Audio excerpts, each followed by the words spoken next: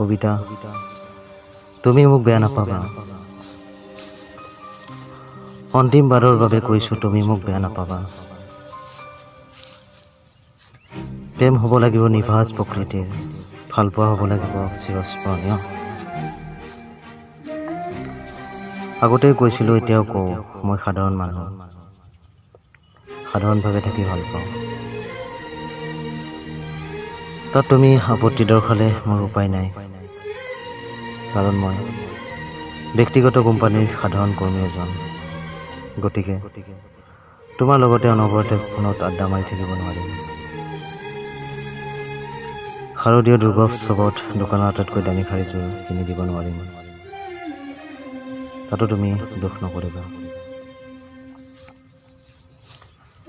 নতুবা ডাঙৰ ডাঙৰ হোটেল ৰেষ্টুৰেণ্ট তোমাক ঘূৰাব নোৱাৰিম মই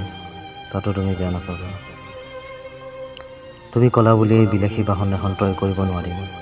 তাতো তুমি বেয়া নাপাবা